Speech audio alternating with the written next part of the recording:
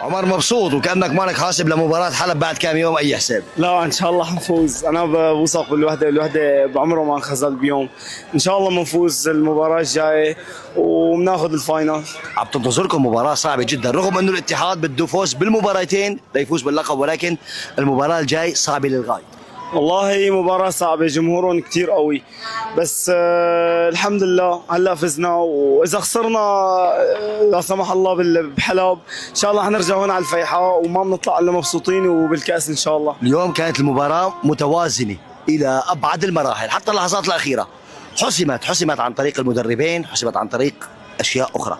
اي نعم، كانت مباراة كتير صعبة لأنه الفريقين نفس المستوى يعتبر. يعني عندك ويست، عندك انجليش، عندك كتير لعبوا وتعبوا كتير، اللعيبة تعبت، بس الحمد لله.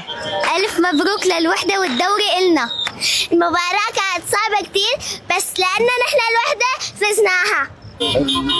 وحداوية الله حيوه. اليوم الاتحاد ما كان سهل، لا ما كان سهل ابدا، والشوط الكوارتر الرابع شوي سيطر عليه، ولكن الكوارتر الثالث كان إلون وكان الفرق بهذا اللاعب زاك ليبتون، والحمد لله فضل علينا، وان شاء الله بناخذها بحلب وبناخذ الدوري بحلب ان شاء الله. ان شاء الله. المباراة فرقت على مدربين ام على جمهور؟ لا، جمهور لعب دور اليوم كثير كبير، والجمهور هو كان اللاعب رقم واحد. انجلش لعب كثير كويس، اجي انجلش قدم مستوى كثير عالي، عوض المباراة الماضية، وان شاء الله اذا بيضل بهالمستوى. كريستيان قدم مباراة كبيرة اليوم. كريستيان اخر ربع عمل ديفنس كثير حلو، بس قبل كان متلبك، نتمنى يكون افضل.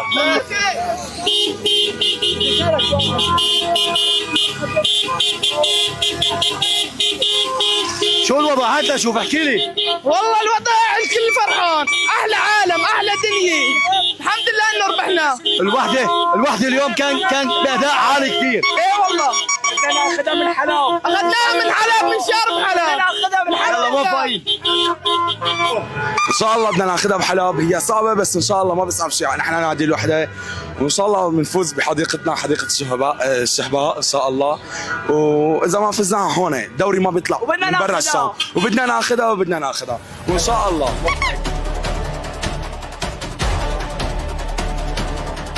أجواء مجنونة خارج الصالة الرياضية في مدينة الفيحاء. جماهير الوحدة تحتفل بصخب كبير جدا احتفالا بالانتصار على أهلي حلب. الآن أهلي حلب أمام مباراتان صعبتان، يحتاج إلى الفوز في المباراتان من أجل الفوز ببطولة الدوري. بالمقابل الوحدة أمام مهمة ليست بالسهلة أيضا، يحتاج الفوز بالمباراتين قادمتين. جماهير الوحدة كما تشاهدون ملأت الأجواء صخبا، والاحتفالات التي تصدر الآن داخل مدينة الفيحاء هي انتصارات أو هي احتفالات النصر لجماهير نادي الوحدة. أول شيء مبروك. الله يبارك فيك يا رب. الطبيعي انه الوحده ما بيخسر بارضه، هذا الطبيعي. ولكن هاي الاحتفالات بتقول انكم اخذتوا الدوري، والدوري لسه ما حسم، لسه في الميدان. بس نحن بالنسبه لنا لو خسرنا بحلب ضمننا انه المباراه النهائيه تكون بالشام، وبجحيم صاله الفيحاء الوحده مستحيل انه يخسر. نحن اليوم نبارك للوحدة ونتمنى له دائما الفوز. جينا اليوم لنشجع ويربح الوحدة، ونحن متأكدين من فوزه، رغم انه اداؤه كان كتير متراجع من تغيير مدربه، تغيير اللاعب الامريكي اللي كان موجود جستون.